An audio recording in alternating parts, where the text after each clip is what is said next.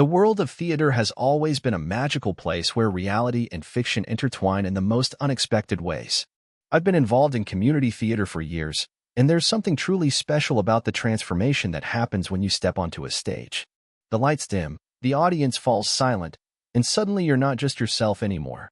You're someone else entirely, living in a different world with different rules and different dreams. It's in this liminal space between reality and fiction that some of the most authentic human connections can form, which is exactly what happened to me during what was supposed to be just another production. Before I dive into what happened, let me explain a bit about how theater productions typically work. Most people only see the polished final product, actors confidently delivering lines, moving purposefully across the stage, emotions perfectly calibrated to the story being told. What they don't see are the weeks, sometimes months, of rehearsals that precede opening night. These rehearsals are where the real work happens, where a group of strangers gradually becomes an ensemble, where fumbled lines and awkward blocking slowly transform into something resembling art. It's a process that requires vulnerability, trust, and an openness to connection that few other endeavors demand. Our particular production was a contemporary drama called Echoes of Tomorrow, a play about two friends navigating the complexities of their relationship as their lives take them in different directions.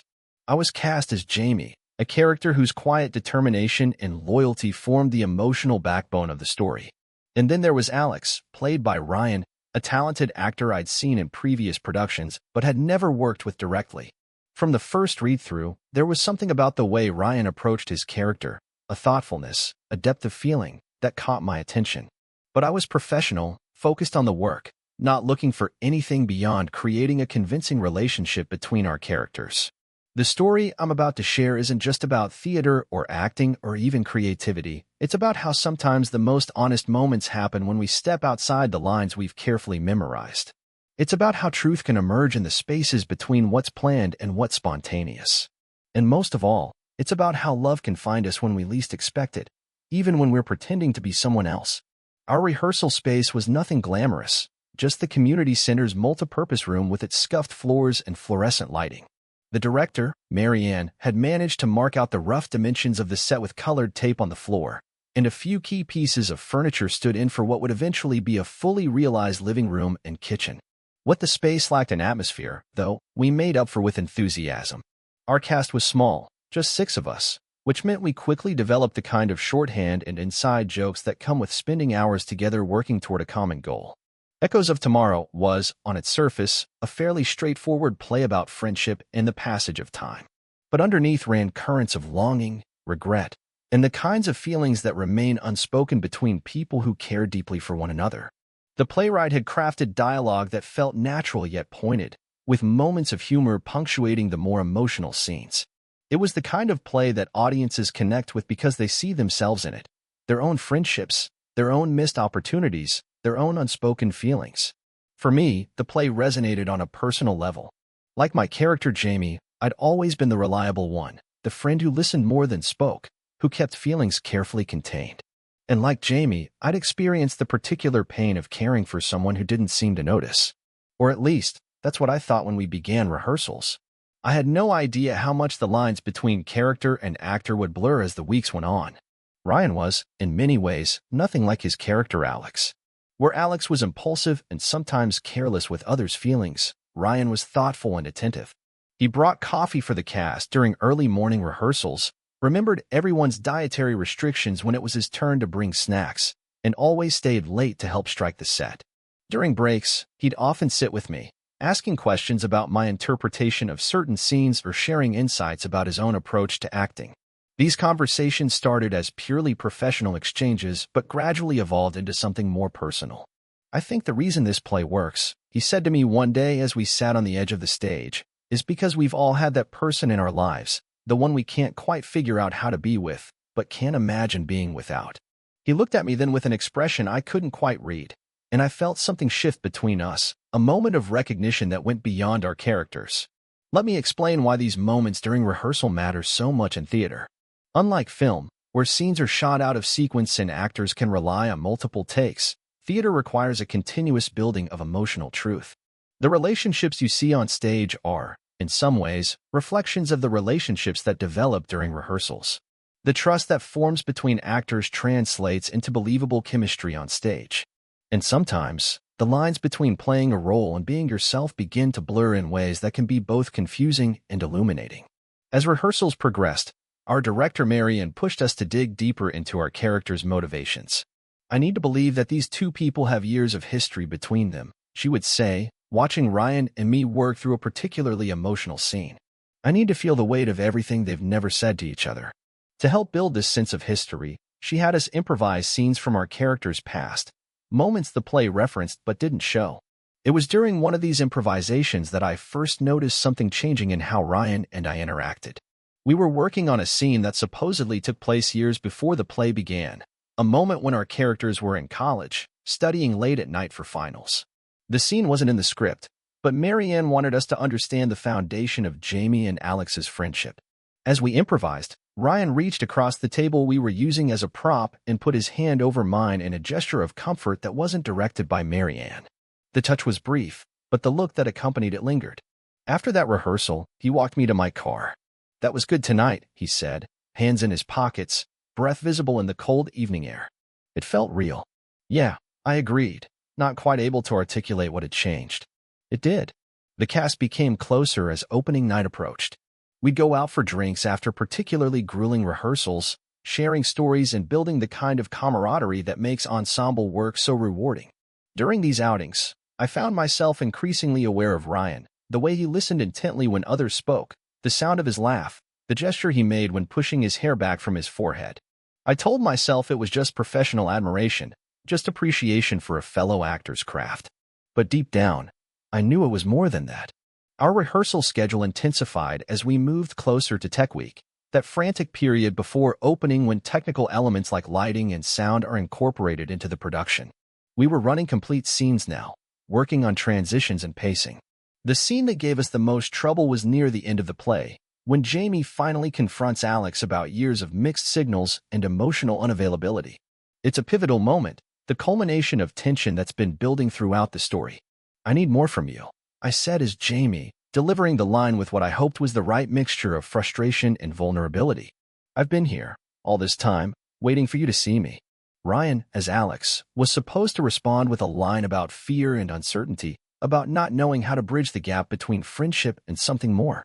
We'd rehearsed this exchange dozens of times, fine-tuning the emotional beats, working on the rhythm of the conversation. But on this particular night, something was different. There was an intensity to Ryan's performance that hadn't been there before, a rawness that made the scene crackle with tension. When it came time for his response, he paused longer than usual, looking at me with an expression that seemed to belong more to Ryan than to Alex. And then, instead of his scripted line, he simply said, "I love you." 3 words. Not in the script. Not planned. Not discussed with me or with Marianne beforehand. Just 3 words that hung in the air between us, changing everything. The rehearsal room went completely silent. I stood there, frozen, trying to process what had just happened. Was this a mistake? Had he forgotten his line? Was he improvising as Alex? Or was there something more personal in those words? I didn't know how to respond, either as Jamie or as myself. Marianne broke the silence. "That's interesting," she said, her director's mind clearly racing with possibilities. "Let's try it again with the scripted line, but I want to come back to that impulse, Ryan. There's something there." We ran the scene again, with Ryan delivering his original line as written. But something had changed in the dynamic between us. The rest of the rehearsal felt charged with unspoken questions, with possibilities neither of us seemed ready to address directly. After rehearsal, the cast decided to go out for drinks, but Ryan begged off, saying he was tired. I found myself doing the same, suddenly unsure of how to be in a social setting with the questions swirling in my mind. As I gathered my things, Ryan approached me. "Can we talk?" he asked, his voice quiet. "Maybe take a walk?" The night was clear and cold, stars visible above the streetlights of our small town. We walked in silence for a while, both of us seemingly gathering our thoughts. Finally, I couldn't stand it anymore. "So, that was an interesting choice in rehearsal," I said, aiming for a casual tone and missing by a mile. Ryan laughed, a short, nervous sound. "Yeah, I guess you could call it that." He stopped walking and turned to face me. "Look, I know it was unprofessional. I should have discussed any changes with you and Marianne first. It's just..." He trailed off, looking away. "Just what?" I prompted, my heart beating faster than it had any right to. The line in the script, "It doesn't feel right to me." Not because it's badly written, but because it's not enough. He met my eyes then. "When you delivered your line tonight, something clicked for me. About Alex, yes, but also about other things. Here's what makes theater so unique and sometimes so complicated.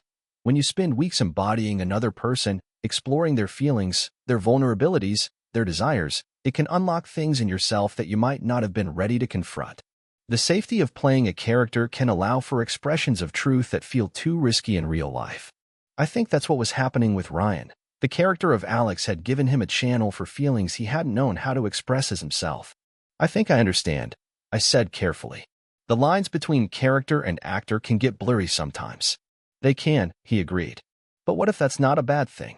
What if the character just helps you recognize something that was already there?" We stood there on the sidewalk, the question hanging between us like breath in the cold air. I thought about all the moments during rehearsal when I'd felt that pull toward Ryan, all the times I'd dismissed it as professional admiration or the natural intimacy that develops between scene partners. I thought about how I'd always been a bit like Jamie in my own life, waiting, watching, never quite brave enough to ask for what I wanted. "When you said, 'I love you tonight,'" I began, choosing my words carefully. Was that Alex talking to Jamie, or was that something else? Ryan took a deep breath. "I think it was both," he admitted. The scene needed that honesty, but the words, they came from me, too. He looked at me with a vulnerability I'd only seen glimpses of before. I didn't plan it. It just felt like the truth in that moment. The world of theater teaches you many things, but perhaps the most important is how to recognize authentic emotion when you see it. Standing there with Ryan, I could see the truth in his eyes, in the slight tremor of his hands, in the way he waited for my response with barely concealed anxiety. This wasn't acting. This was real. "I don't know what to say," I admitted. "You don't have to say anything," he assured me quickly. "I don't expect you to feel the same way. I just needed to be honest with you about where that moment came from." But the thing was, I did feel the same way. I just hadn't allowed myself to acknowledge it fully until that moment. Like Jamie, I'd been waiting for a sign, for permission to voice feelings that had been building for weeks.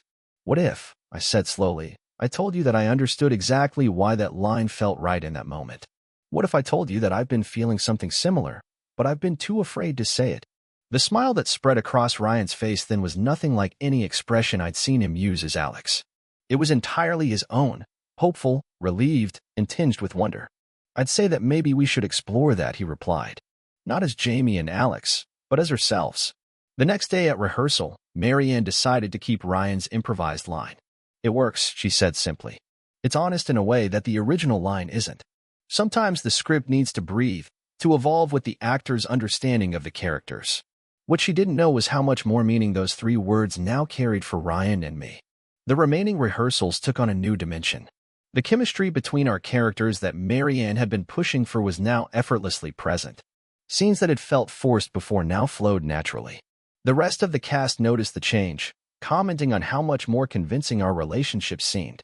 "Whatever you two did to figure out those characters, it's working," our stage manager commented during a break. Ryan caught my eye across the room, and we shared a private smile. Outside of rehearsal, we began spending more time together, getting to know each other beyond the context of the play. I learned that Ryan had studied music before turning to acting, that he had a collection of vintage vinyl records, that he volunteered at an animal shelter on weekends. He learned about my passion for photography, my close relationship with my sister, my dream of someday writing a play of my own. Each revelation made what was growing between us feel more real, more substantial than the brief emotional connections I'd experienced in previous relationships. "Do you think we would have found each other without the play?" I asked him one evening as we sat in a quiet corner of a local cafe. He considered the question seriously. "I'd like to think so," he said finally. "But I'm grateful we didn't have to leave it to chance. There's something about theater that accelerates intimacy, don't you think? You get to see parts of a person that might take months or years to discover otherwise." He was right. Theater demands a particular kind of vulnerability, a willingness to be seen in ways that everyday life rarely requires. In rehearsals, you can't hide behind social niceties or carefully constructed personas. The work demands emotional honesty, and that honesty creates connections that can be startlingly deep. Opening night arrived with its usual mixture of excitement and terror. The theater buzzed with energy as the audience filed in, as we applied makeup and ran through vocal warm-ups backstage. Ryan and I found a quiet moment together before places were called. "No matter what happens out there tonight," he said, taking my hands in his, "I want you to know that I'm in it." Every time I say those words on stage, I'm saying them to you, not just as Alex to Jamie, but as me to you. When we reached that scene, the pivotal moment when Jamie finally demands more and Alex responds, I felt the weight of both our characters' journey and our own. The audience was silent, fully invested in the relationship unfolding before them. I delivered my line with all the emotion that had built up over weeks of rehearsal and discovery. "I need more from you. I've been here, all this time, waiting for you to see me." Ryan's eyes held mine, and in them I could see both Alex and himself, the character and the man I was coming to love intertwined in a way that felt like the purest form of truth. "I love you," he said, the words simple but carrying the weight of everything we'd discovered together. The audience couldn't have known that this line was an improvisation that had changed the course of the play and our lives. They couldn't have known the real emotion behind those words. But they responded to the authenticity of the moment with a collective intake of breath, the highest compliment an audience can pay to actors, the sound of people forgetting, for a moment, that they're watching a performance.